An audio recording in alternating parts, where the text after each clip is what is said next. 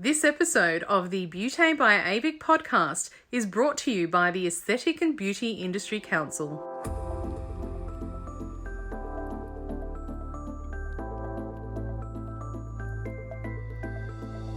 Hello and welcome to the Beauty by AVIC podcast, your online support community for the aesthetic and beauty industry. Here, we are strengthening and unifying the industry through representation, innovation, and education. This is a platform created and dedicated to the aesthetic and beauty industry, valuing unity and advancement. We serve to represent, support, and inspire you by connecting you with industry experts, expanding your knowledge through educational pieces, and bringing you the latest industry news. This is Beauty by AVIC.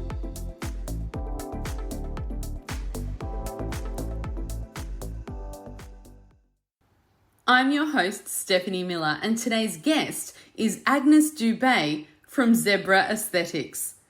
Agnes Dube is a visionary entrepreneur and the driving force behind Zebra Aesthetics. As a woman of colour, she has dedicated her career to promoting inclusivity within the aesthetic industry in Australia. With a passion for empowerment, Agnes is on a mission to ensure that people of colour receive the recognition they deserve in this field. Her tireless commitment to diversity and her innovative approach to aesthetics have made her a trailblazer in the industry. Join us for a chat with an industry leader reshaping the future of aesthetics in Australia. From Zebra Aesthetics, today we welcome Agnes Dube. Welcome to the podcast, Agnes. How are you today? I am fantastic. Thank you for having me on your podcast, Steph. I'm so excited to have you. I think today's going to be such a wonderful, meaningful, and extremely deep discussion. Also, in some parts, it's going to be fun because we're all talking about aesthetics and we love aesthetics, but we are going to be talking about some incredible journeys that you've had through your life and through this beautiful industry of ours. And, you know, every time when we start off our podcast, we always ask this same question, and that is, how did you, Agnes, come to be in the beauty and aesthetic industry? It's a very long story, but in short, I became a single mom a few years ago. About 6 years ago, I found myself being a single parent, trying to juggle shift work as a nurse. And as we all know, there's night shift, morning shift, afternoon shift, and with not having anyone to look after the kids for me, I decided to get into the aesthetic industry. It is something that had been on my mind. I had been interested in it for a few years, but just never had the support or didn't know how to get into it. So I never did it back then, but then I looked into it and I was like, all right, this is it. This is my chance to do a 9-to-5 job and be also a present parent with the kids and potentially have a work-life balance as well. So yeah, I found myself online looking up how to be a cosmetic injector, and I was lucky enough to be one of those few people who got in and got trained through a chain clinic and that's when my journey started, through chain clinics. Wow. And so you're a Div 1 nurse. You were working in a hospital, obviously, bedside nursing, and then always kind of been attracted to the beauty and aesthetic industry as well, right? At the same time. So like so many of us, I think. Yeah, funny enough though, I was that, you know how sometimes you get into a hospital and nurses are just wearing their scrubs or their uniforms and they're just going. I was that person who would put on a full face makeup, bright red lipstick, and rock up at work, and people are like, "Are you really dressed up for work?" I'm like, yeah. I've always loved fashion ever since I was a young child. Funny enough though, I was a tomboy for a while, so I would be the one in baggy pants, baggy jeans, and a big tee. And then I must have made it a 360. Then it was full on lashes, makeup, I guess you go through that phase where you're trying to find yourself as a young woman, as a young lady. And I love fashion. I was one of those people who looked into I wanted to be a top model. Oh, gorgeous. You would have killed it. You're absolutely stunning. I remember sitting there watching Top Model and Tyra Banks being the one who ran American Top Model, and then he came to Australia as well. By then I was already in Australia, so I would be sitting at home on Google looking up how to be a top model. Obviously, I never made it, but I clearly had the passion for fashion,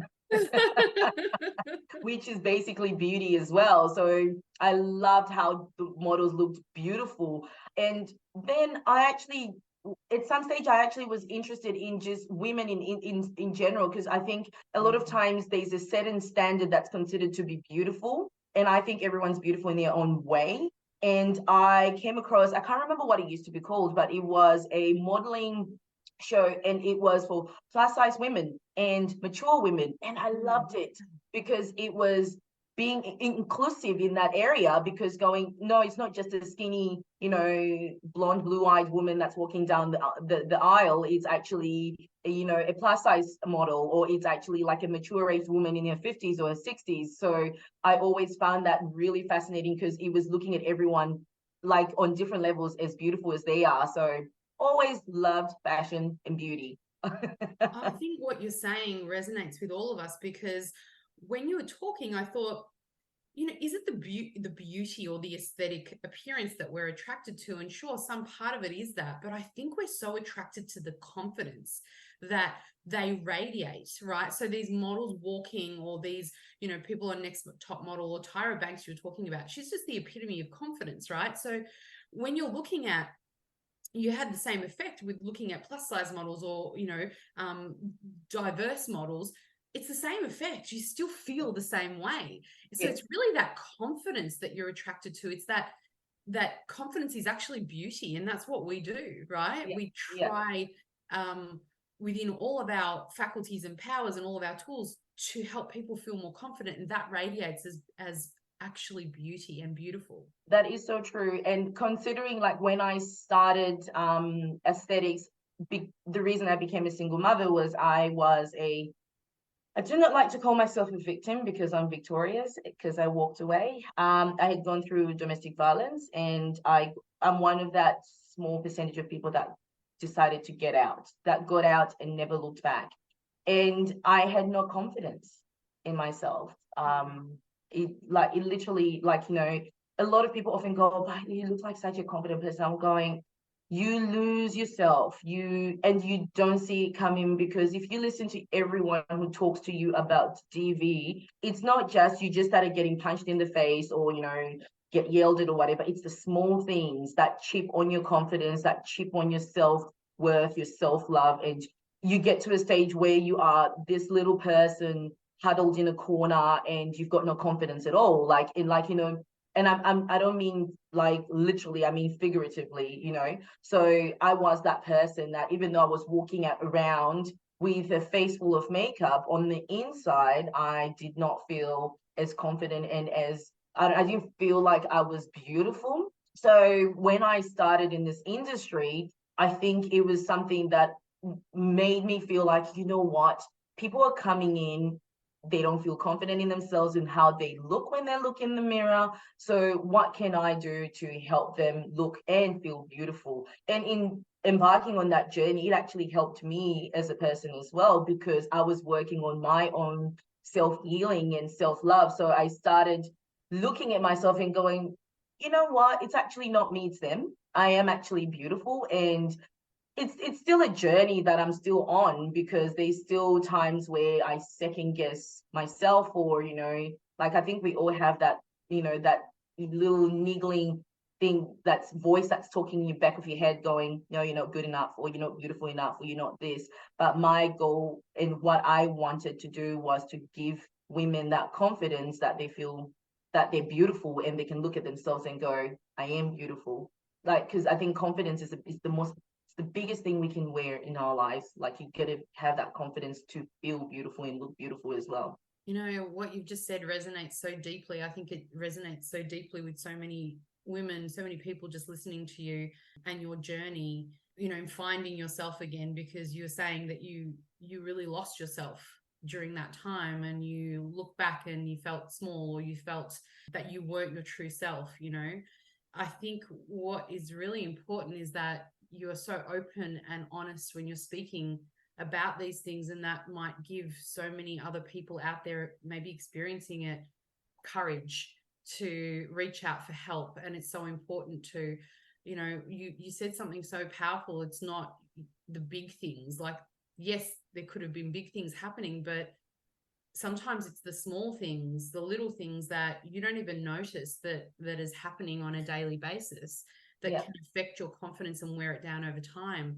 And I think we as women all relate to that on some level of being told certain things in a small way about ourselves that chip away at our confidence daily. And it's that grinding away that removes the sense of self and that sense of self-love as well. Can you share a little bit about what we as women, what should we really be looking out for when you're talking about those little things? So you know how often, like, you can be hearing stories of, oh, she got beaten up, or, and at home, the thing is, I always say, even to some of my patients or friends and people that I meet, is women, we are given, we whether you believe in God or the universe, whatever it is that you believe in, women's intuition, I believe, is such a big thing. When you have that gut feeling, and if you feel it's not right, then maybe it's not right, right?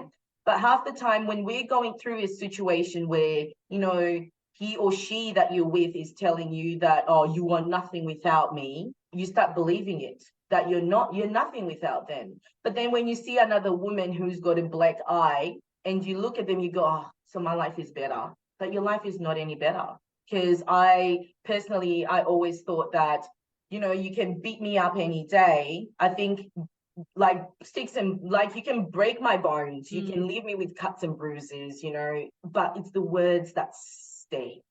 Like that word, like, that will stick in the back of your mind. You're not good enough. You're nothing without me. Or, like, look what you made me do. So then you start, like, small things, like, your partner, your husband, your wife can come home and throw a tantrum and smash things and throw them at you.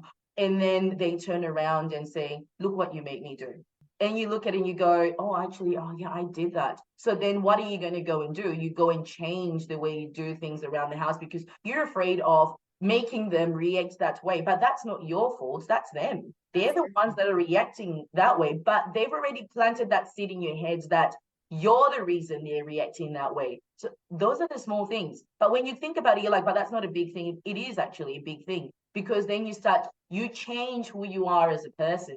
You start living your life differently. You're walking on eggshells all the time at home because you're afraid that you sneeze the wrong way, he or she's going to throw a tantrum, and then it's going to be like, World War II in the house, and you can't even say anything or do anything. Small things like, I know people that, they have to ask to spend, even though they're bringing in an income in the house. Like, you can't even go and buy a coffee, or you can't even go and have drinks with your friends. Like, for me, it was small things as hanging out with Steph this weekend. Oh, it's all right. Have fun. Can't wait for you to go hang out with Steph. The morning that I have to go hang out with Steph, it becomes a fight breaks out of nowhere.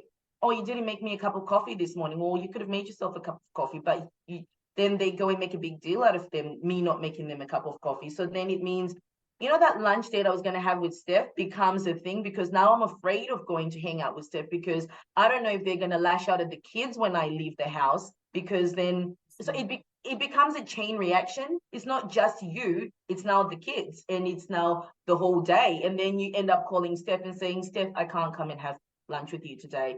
But then when I tell Steph, I'm not going to say, Steph, I can't come and have lunch with you today because my partner is having a hissy fit at home. It's, oh, one of the kids is not feeling too well today. Oh, I've got a headache. You start making excuses. Oh, goodness. And I think we are the penny's starting to drop, I think, with so much now focus on domestic violence and domestic leave violence, that we're now starting to talk about it a little bit more. And I think it's so important, because these signs that you're telling us about, that could be happening to anybody. It could be happening to a family member. It could be happening to a friend. You would catch yourself, if you're in that situation, doing those things. Yeah. And they seem so small. They seem like it's really not a big issue in the grand scheme of things. My whole life is with this person. It's so complicated to do anything about it. But actually, over time, it wears down more than just yourself. You're talking about your family, and your kids are involved. Yeah. Your family and friends are involved. Yeah. How hard is it to take that first step to realizing this is maybe happening to you or someone you love? A lot of times, like with my situation, I actually didn't see it as me being in a domestic violence situation. All the things that were happening, the small things here and there, and the arguments and the things that were said to me, and some of them I can't even say them on on a podcast because they're very degrading, like heartbreaking. It's funny, I can actually talk about it now without crying. I used to break down every time I even thought about it. When you think about the way it happens, you think, nah, that's not me. What I find a lot of people, what made me leave was I always said, you touch my kids, I'm out. So, like, because what people don't realize is even though you're going through it as an adult, if you've got children in the house, the children are going through it. Children see and hear things. They read your body language. Even when you're smiling and everything, they pick up on that negative energy. They hear what's happening behind closed doors, even when you think the kids are asleep. And so for me, that's what was happening. The children were hearing it when they were asleep. But then it also turned out that it then turned to happen. It started happening to the kids. So what made me leave was coming back home after a night shift and my then 4-year-old son telling me that he was beating up his little sister who was a baby and she was barely 2. So, and I guess you could say maybe I overreacted or not, I don't know, but in my head I saw worst case scenario. So I've always been a worst case scenario kind of person. I didn't just see it happening as smacking my baby because my baby's walking up at night and, the other person wants to go and sleep. It was, what if she doesn't stop crying and they shake her? Or what if she doesn't stop crying and they hold a pillow over their head? Because that will shut her up for good. That's what went through my head. And so we hear stories of, it's like, oh, he just snapped and he burnt the house down, or he snapped and you hear all those stories. So in my head, that's what went through my head, because I sat there and I went, a 4-year-old doesn't have the capacity to make up a story like that. That was the first thing. And then when I actually started calling the childcare, because it wasn't even calling, I had actually received multiple calls from my 4-year-old's childcare, saying to me, your child has changed. The kids we had at the beginning of the year, we're seeing all these behavioral changes. So my son seeing what's happening at home, he doesn't know how to express it because he's still a baby. So how do children express themselves? They start projecting. They also start behaving the same way that they're seeing the behaviors at home. So then because they think that's normal. And for me, that was my breaking point. I swear to God, after that, I was like, yeah, I got to go out, because I could see me or the kids dead. And then if I thought, okay, if the kids or anything, right? If my kids were affected, how would I live with myself knowing I let my children go through that? Was it easy? No, it wasn't. Because then I started second guessing myself if I made the right decision. I want my children to have both their parents in the same house, or my children will hate me. So many things go through your head, but then there's help. I went and saw counselors and they helped me and my children through all those issues that we went through. My children, I mean, they needed lots of therapy. I needed lots of therapy. I still think I need therapy. A glass of wine is not going to help all the time. Sometimes it does, but not in this case, that's for sure.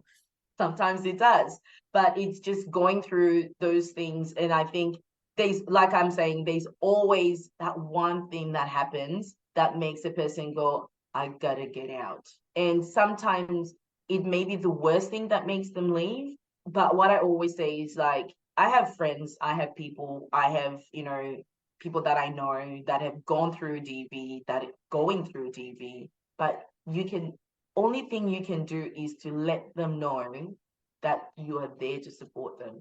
Because no matter how many times I've been told, come home, it was years of it.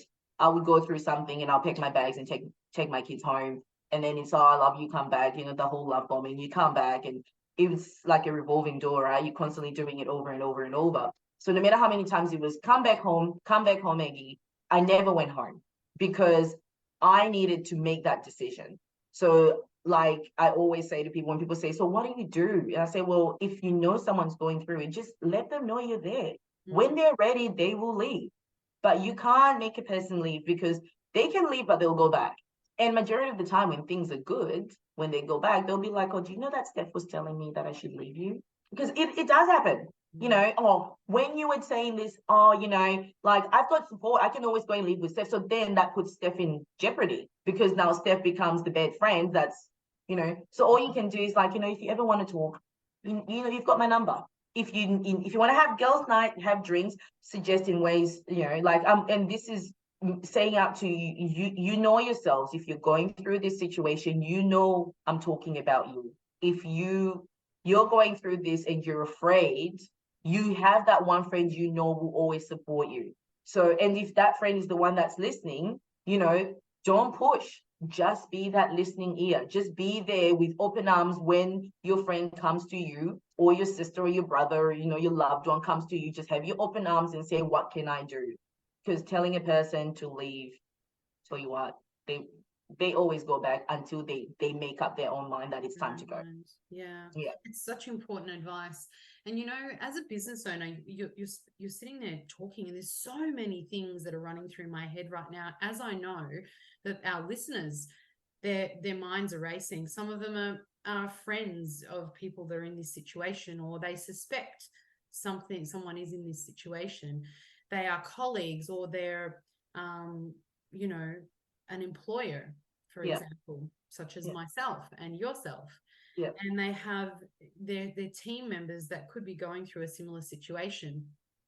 We don't know what to do as people. We want to reach out. We want to give advice. We want to tell the person run, or go in a different direction. We have to stop ourselves and think, what is actually the right thing to do in this situation? And as employers, it can be a very hard position to be in, because you're there and having responsibility over this wonderful human that you've got in your care, really, during the day. Yeah. And you want to protect them, you want to be there for them, but you also have to do it in the right way. Yes. And so where do we start even getting those tools? Because now we have some really important legislation that is constantly being revised and improved. How do we, as business owners, implement some of the things that we're told to do? Where do we start? Do you have any insights? You're an employer yourself, as to what we can do as employers to give that helping hand to people that might be experiencing this? So I will talk from my experience being a victim. I was working for Queensland Health. And I actually had no idea that, there was policies and, there's been things that have been put into the businesses to help people, victims of domestic violence. And I think one of the first things that employers should do is have an open door policy. Like, when I say open door policy, I'm not saying have porous boundaries, but like make your employees feel comfortable enough to come and sit down and chat with you. Like, it could be like, because the moment they have that feeling that they can trust you enough to talk about what's going on, they might even feel comfortable to say, oh, things are not right at home. Then also maybe have like a policy where if they need to get out, they can get that emergency leave. Because I know with Queensland Health, back then they had the DV emergency leave that I could go. I remember my nurse unit manager, she's like, effective today, you're not coming to work. Do what you got to do, get out. So that for me was, oh, thank goodness, my work is actually supporting me. So sometimes employees need to know that the company has that policy, it has something like that to say, you know what, if you need to leave, we have this. Also have things like organizations that can help. Some people need women's shelters or men's shelters, because I do know that there are men that go through DV as well. So have that information where they can be like, if you need support, this is the number to call. have that information where if they need to, like counselors, they know who to talk to. That way they don't feel like, oh, I can't talk about it. If I talk about it, I'm gonna be judged. There shouldn't be a stigma behind DV. There should be support behind it. And like, because they're very fragile people, and they just need to know that they have that support. So I think having like that support of knowing we've got, if I need to call someone, I can talk to my boss, and my boss is not going to judge me, not going to make fun of me, because I think sometimes people hide behind banter, and sometimes banter is not fun, and people don't realize that banter can actually come across as offensive and can be hurtful. So we need to be able to have that open door policy and have the resources or information as to where people can get the resources that they need. ABIC was an extremely strong advocate in when the laws and the legislation was being reviewed for domestic violence leave and family leave. So I presented in Senate on behalf of this, and on behalf of employees and business owners to actually advocate for more training for employers. Yeah. Because all of a sudden legislation, adapted to it. Obviously, there was the increased amount of leave that employers were now, you need to support your staff, you need to give them mentorship, you need to do, but where was the education part of it? Because it's so important. What you said just now is key. The people that are going through this are so fragile.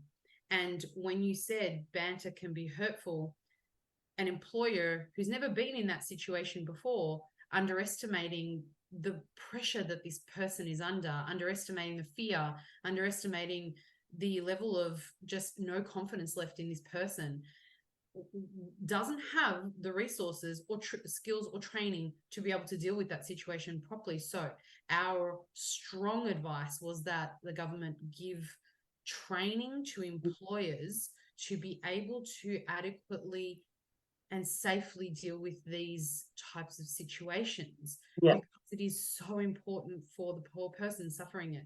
And obviously there are now training, there are places you can go if you're an employer to find out more information. There is ways of finding out what your responsibility is. And if you are an employer listening to this podcast right now, please reach out to ABIC, because we have resources on this. And we have our submission, everything we've spoken to government about. We worked long and hard on this with government to make sure that we did have the resources. And in our industries, men do suffer this as well. But would you say that there is a greater percentage of women that are actually suffering from domestic violence, or what would you say the percentages were? I think a greater percentage would probably be women, but I don't know. I've never looked into the statistics of it all. But funny enough, recently I have been coming across a lot of men. And the first time someone I actually knew who's actually quite close told me they'd been through it, I was literally looking at them going, what? You? Like, because you don't actually realize it. But then when I think about it, I was that person that friends and family were like, what? You went? So I think like it is in both sides. Both women and men are experiencing it. A lot of women do experience it. It's just, I think sometimes because women are such nurturing people, and we think, oh, they'll still love me, and I can fix it, and we stick around. But then it's the same as men, like, with the ones that I've spoken to, they've gone, oh, I stuck around because I want it, like, for my kids, or, and I didn't want to be the one who touched them or did anything, so I just copped it. So it's like it is a bit of everything, in saying that it's more women that are outspoken about it. Absolutely. And, the incidence is greater in women, and on top of that, women are more outspoken about it, because it is I suppose we lend more support. I feel that industry and government lend a lot of support to women, which is very important to do. Our industry is predominantly females. We need to support each other. It's not to say that we absolutely have to be aware that it's happening to both males and females. in our industry, we have predominantly females and female bosses too. So we're managers of women, so women managing women. And in that case, we need to have that empathy there. In that case, we need to have the tools to be able to help them adequately. And out of this, our great learning was that education, knowledge, open communication about this and bringing this to the forefront is the thing that's actually going to make it better as a society. Because once we start talking about it, having these conversations, not hiding it, it becomes less and less, I'm alone. It becomes less and less, I have to do this on my own, or I'm embarrassed about this, or I'm ashamed about this. And then courage comes to speak out. And I think when you're in a position, when you're a manager and you have somebody who you might suspect that something is happening at home, being open without being forceful, as you said, and making sure that they know you have policies in place is very important. You know, having an open communication with your staff to say, we have policies and training on this. If anybody would like to talk about it for you or a friend or a loved one, or just in general, if you want to find out more about this, these are our resources. This is our policy on it. Because otherwise they won't actually know. Just like you were in a situation where you didn't know that your workplace had a policy. Yeah, 100%. Yeah, that is so true. So all of this was happening to you behind the scenes. Was this the time that you were setting up your clinic as well? No, so this happened, and that's when I decided to leave. I think within a year, I started in the aesthetic industry. So, but I still had a bit of it still going on in the background because I was still like, as you know, it doesn't just stop because you've left, especially when there's children involved as well. So I had to just power through it all. In saying that, one of the other things I actually talked about even in aesthetics was majority of the time, we know how we talk about in relationships, we've got a type and you leave and then you find yourself in a similar situation and you're like, how do you, because you tend to be attracted to a certain type of person. So, but if you take time to get to know yourself and grow, you then tend to see the signs. Maybe it might be too late or too earlier on. But by the time I was in another relationship, I had started in the aesthetic industry. So even though I was working as a contractor, I was started going through it again. And I saw it coming, ignored it a few times because you think, oh, maybe it's just me again. That mentality, I think it's me because look what you've made me do.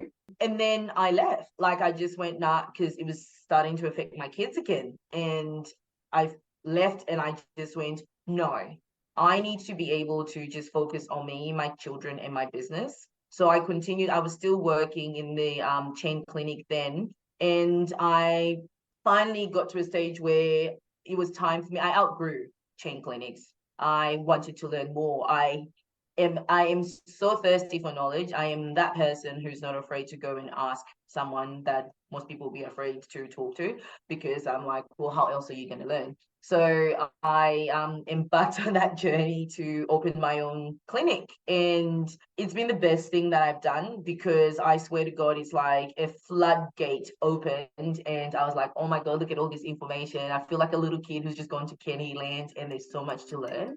Wow.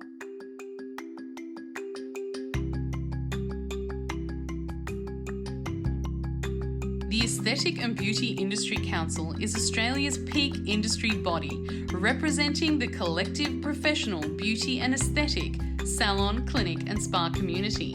Created for the industry, by the industry, our council is a collaboration of industry leaders who bring their commitment and specialised skills to raise industry standards, guide regulation and be a strong voice to government. At ABIC, our purpose is to provide an accessible and supportive organisation for the betterment of the professional beauty and aesthetic field, to enhance working practices and promote unity across the various sectors of the industry.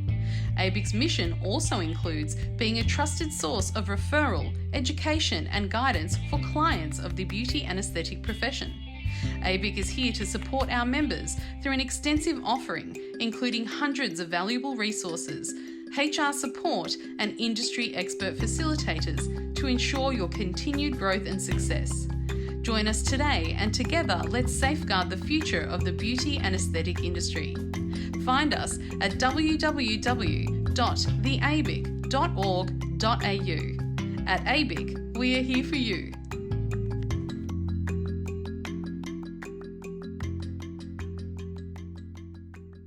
I still go through some of the emotions, some thoughts like insecurities will always be there. Sometimes, I question myself, was it me? Where did I go wrong? Because it was years. It's like you become conditioned to being, you're not good enough. Look what you made me do. If you hadn't done this, so you start thinking, maybe it's just me, maybe it's just me. So working in the aesthetic industry has made me build my own confidence, because I'm like, you know what, actually, it's not just me. I'm beautiful. I am a beautiful person. So it's them, it's their problem. And it's making me now help other women, because I do see a lot of people who go through and are still going through or have been through DV. And I have to remind them, you are a queen. You got out, you can get out. There's better opportunities out there. And if, like I always say, if I could do it, you may be able to do it as well. I mean, I know our circumstances are different, but there is hope. So I love just being able to talk about my story. If you spoke to my patients, they'll tell you everyone knows my story, because I'm like, you know what, this is what I've been through, but you don't see me crying over it anymore. Not anymore. I mean, there are times that I do, but I celebrate. It's more celebrations than anything, but it's also what drives me, even with my business, with my aesthetic clinic. It's like, I do not have room for failure, because it's not just my business, but I'm also there to help other women. I'm also there to show other women that there is more to life than just being that, punching bag. So that's what drives me. That's incredible. Honestly, Agnes, I've got goosebumps. I feel so inspired right now. I don't know where the courage comes from to go from a situation like that to turning around and using how that shaped you to put your power into creating a whole business and creating a life for yourself. How do you think you can let a situation like that shape you for the better? Because some people will let those circumstances plague them and plague their insecurities to the point where they can't pull themselves out of the hole. How has this shaped you? How did you let it become such a driving force for you? I refuse to be a victim. So I think the thing is, some people stay in that victim mentality. I'm a victim, poor me, this happened to me, poor me. Okay, poor you, but what are you going to do about it? So for me, it was, yes, poor me, this happened to me, but you know what? I'm not going to let that be the reason I'm going to stay down. For me, it was, I'm going to show you. You thought I was your punching bag. I'm going to show you that I actually am better than what you thought I was. So one of the things I used to be told was, I don't even know how you manage to be a nurse. Like, you're not even the smartest person in the room. Like, how dumb are you to be even, like, how do you even manage to keep your job almost on a weekly basis, right? It's quite shocking, actually. So you can imagine going to work every day. What would you do if you're told you're not smart enough? How do you even manage to keep your job? So you go to work, you're second guessing yourself. So does that still play on me sometimes? 100% it does. There are times where I walk in and I'm training other people. And I'm like, when you go, am I good? And then I go, no, I am good enough. Otherwise, I would not be where I am today. Someone would not have seen that I've got talent, that I'm actually good enough to be where I am today. So I refused to be a victim. I call myself victorious every single day. I am victorious because I took that victim, took off the I am at the end and added aureus. I am victorious. Oh, that is brilliant. So when I go out, I'm like, no, you're going to see where I'm going to go. You thought I wasn't good enough. I will show you that I'm good enough. So I have to continuously tell myself I am good enough. I'm going to prove it. I'm always wanting to prove people wrong. Watch me is what I say in my head. Watch me. So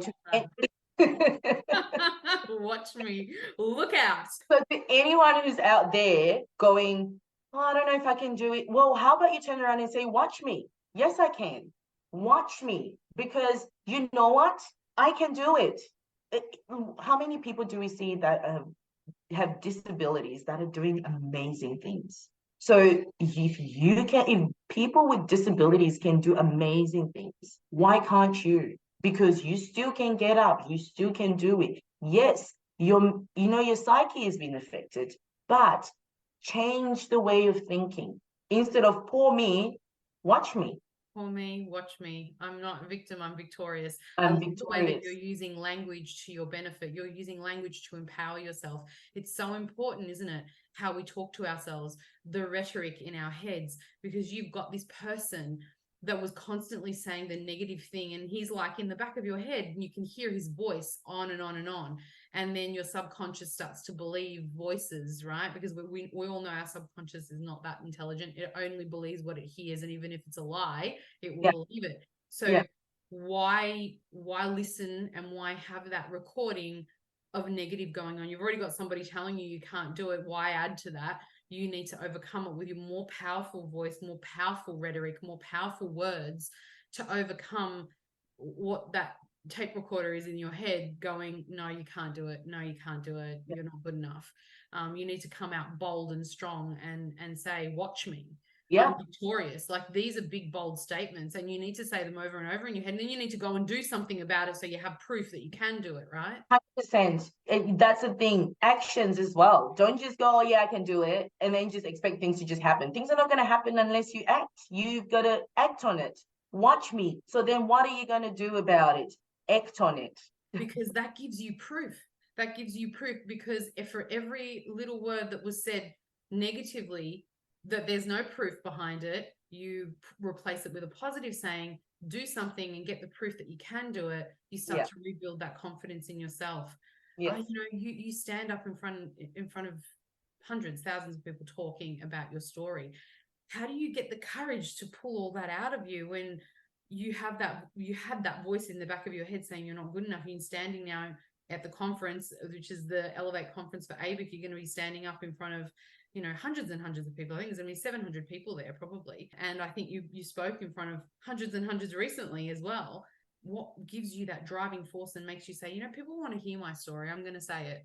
What gives me that confidence is knowing that there's probably someone who's in that room who came in today with such a low self-esteem, but maybe my story will resonate with them. So they're sitting in that room going, I got it going for me, but hey, it is what it is. And then they hear me going, no, it's not what it is. You got to get up and just do something about it. Move, actions. You're not a victim. Yes, we are victims. Everyone's been a victim of something. But don't let that victim mentality be the reason you're going to stay in that position. Move yourself to a different position. Become victorious. I always say to people, whenever I talk to women, I'm like, you're a freaking queen. You've got to be wearing that crown with pride. So if you feel that crown shifting, fix it. Don't just sit. I love that. If you feel the crown shifting, fix it. Put it back in place. Yeah. And so that's what, when the first time I went up when I was talking, I was literally sweating. I was shaking. Even this was shaking. But then in my head, I started telling myself, you've got this. Remember, you're victorious. And that's what made me say, I got to talk to someone about this. I got to tell someone in this room is listening to me right now going, holy cow, that is me. So what are they going to take home? I love that, because, just knowing that it wasn't that you just went in, you were confident to begin with and spoke, and had no fear of doing that. You went in with all of that, the history that had happened to you, and you went in nervous, scared, fearful, sweating, and you overcame it anyway for the benefit of other people. You have purpose in helping others. Sometimes that's the greatest purpose you can actually have. That makes you stronger, because your reason, your why, the reason that you're standing up there, the reason you're speaking, the reason that you're in business is because you want to help that one person that's in the crowd, Yeah. that one person that needs it. And then it's greater than yourself, and you put your own fears away, you put your own lack of confidence away, and you persevere anyway. And ironically, that makes you stronger and more confident in the long run. I always say, like, even in a day in clinic, whenever my patients come in and I say, if I manage to make you laugh, then I've actually, like, I've succeeded. Like, you know, when you finish treating someone and they look in the mirror and they cry. So Oh, sometimes I will be like, oh, okay, I hope that's a good cry. I'm like, is that a good cry or a bad cry? And they go, oh my God, I never thought I'd look like this. Oh, I can't remember seeing this face, you know. And I go, my job's done. That's like, I've achieved my goal for the day. That's all. I'm a people pleaser. I love to make sure people are happy. Like, I'm that person making sure everyone's comfortable, everyone's happy. But if I can make someone happy, if I can make someone smile, if I can make someone laugh, my job's done. it's so fulfilling, isn't it? I can tell you now, though, I share with you so many things in common because I'm also a clinic owner, and I know how hard it is. I mean, clinic owners listening to us now, like, you are really a queen, Agnes, because you went through all of the things that you went through, plus the normal everyday challenges, which are huge, of running a clinic. Just even when you're your best self, just even on the days where you wake up confident, strong, everything's going well in your life. You have no, those times where everything's just smooth. Those days you can be hit with 20 problems in a clinic, or a business, and it can just break you down. By the end of the day, you're extremely exhausted. On top of that, you've already come to work already having had, your fair share of challenges. I've had someone say to me, what do you do when you've had a curveball thrown at you? Love that And question. yeah, and I say, well, I'll catch it and throw it back. Otherwise, I'm not going to let it knock me down. So, every day we constantly getting curveballs thrown at us. So if a curveball is thrown at you, you look at the situation, assess it, and go, all right, am I going to cry over it or am I going to fix it? So I always pick that ball back and throw it back, because the only way to get through it is fixing it. When you get exhausted and you're so tired, though, what do you do? What's your trick to be able to chuck that ball back? Because sometimes your arms are so tired, you can't even pick the ball back up again. Tell us, what's something that you can do to recharge yourself when you're in that state and you're really exhausted? Sometimes it's okay to take a step back, because I think as business owners, we think, oh, we're just going to keep going, going, going, going, going. But there's no point to you continuing to go and be run down, because then you can't be as productive. So when I am feeling really, really like I can't do this, I actually take a step back and just go, you know what? I'm not doing people today. I'm not doing anything. It's my day. And you're allowed to, because and I'm still a single mom. So I have to be running a business, doing the kids and everything.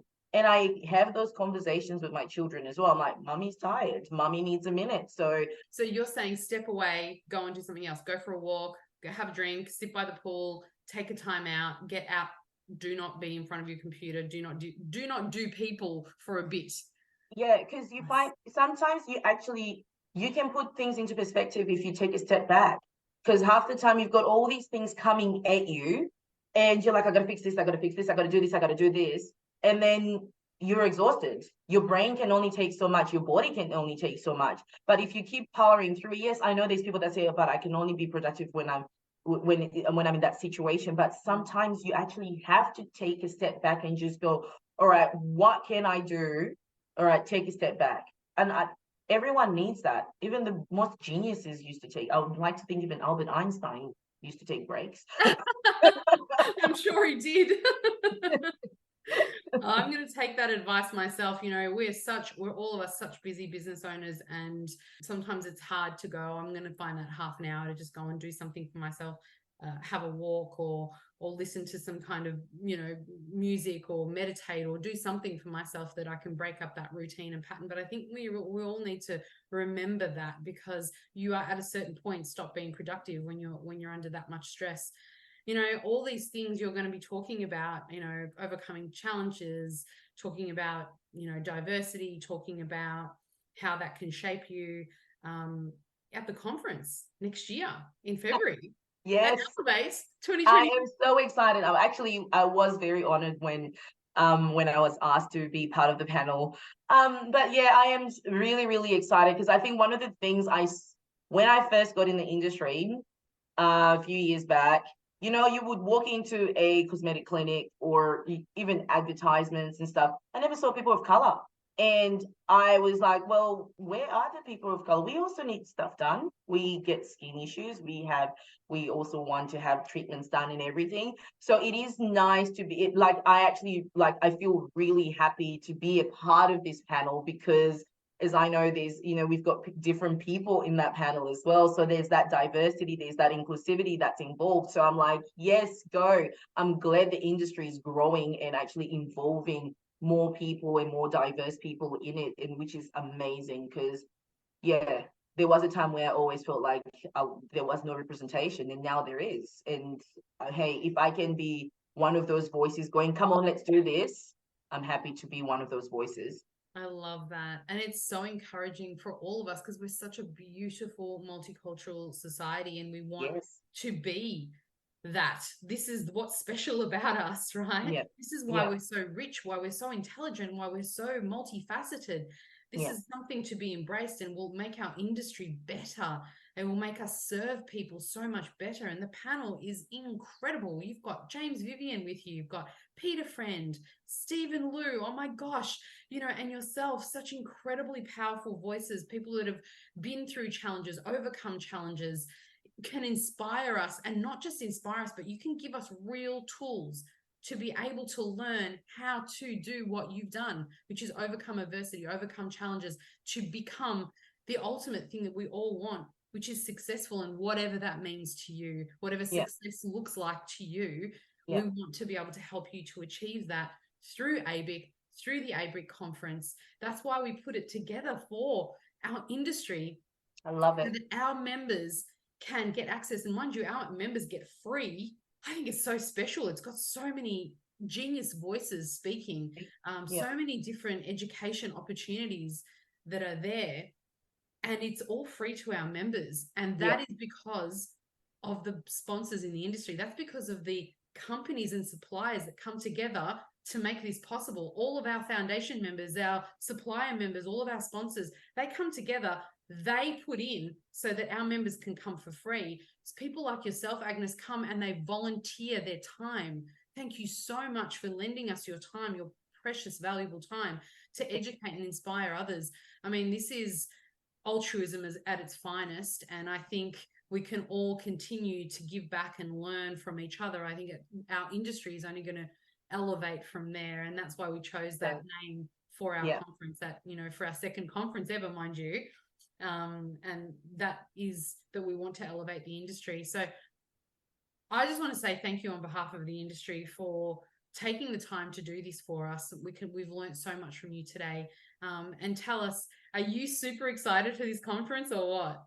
I am so excited for this conference. Like, I've already got my accommodation and flights booked, man. This is me. I've been asking most of my colleagues, I'm like, are you guys coming? You're gonna come. You're gonna come. This is gonna be good. This is gonna be epic.